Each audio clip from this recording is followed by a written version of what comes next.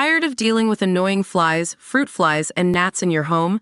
The Zevo Flying Insect Trap is your ultimate solution. Don't wait. Check out the link in the video description now to get your Zevo Flying Insect Trap on Amazon and enjoy a bug-free home today. School is set to start in a month on Bois Blanc Island, but a critical piece is missing: a teacher. The tiny, four-student schoolhouse is facing an uncertain future as the island community grapples with a statewide teacher shortage that is magnified by its remote location. Just 34 square miles in size, the island is home to a mere 100 residents and Michigan's smallest school district.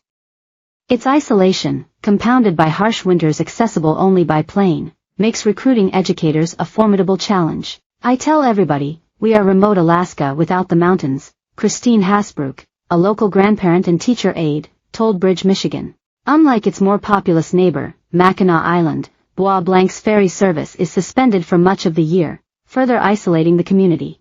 Enrollment at the K-8 school has fluctuated dramatically, dropping as low as 2 students in 2019. Michigan once boasted nearly 7,000 one-room schoolhouses, but now only a handful remain, according to Rochelle Balcam, chair of the Michigan One-Room Schoolhouse Association. The island school, technically a 2-room building, reflects this historic model.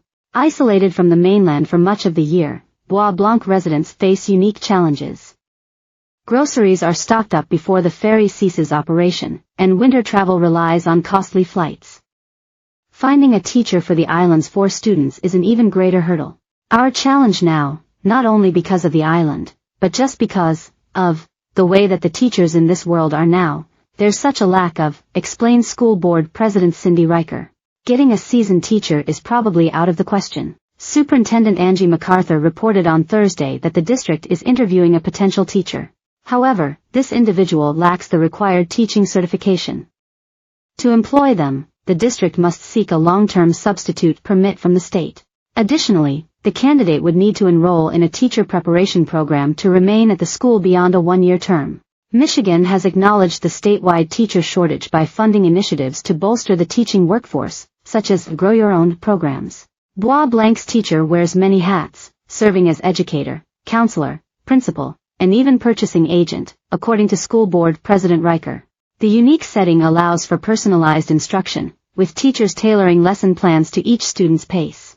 School board member Amanda Bugley expressed her desire to make the island her family's permanent home, but said she won't let her 5th-grade son and a 7th-grade daughter, Andrea, return to school there if there isn't a qualified teacher to teach them.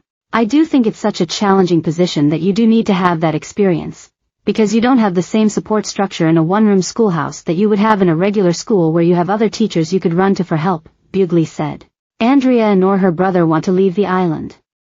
They've been attending virtual school, but their mother does not want that to be permanent.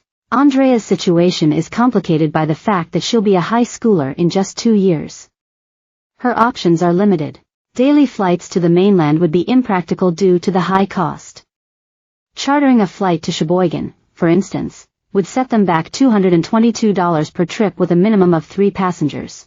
Hasbrook, a former classroom aide, praised the school's previous teacher as phenomenal. Susan Rowell, the teacher herself, echoed this sentiment, describing her teaching experience on the island as magical. Drew is a long-time visitor to the island, but this is the first year her children will attend the local school. She said she believes a year or 2 on the island would just give the kids some perspective and a different opportunity. The family plans to reassess their situation this fall and decide whether to remain on the island or return to East Lansing, where Drew's husband and 13-year-old son will stay. If the Drew family leaves and the Bugley family doesn't return, Hasbrook's grandson could be the school's sole student. Economic pressures and the trend towards school consolidation are threatening the survival of small schools. Bois Blanc Island School, with a budget of just $245,000, spends a stagger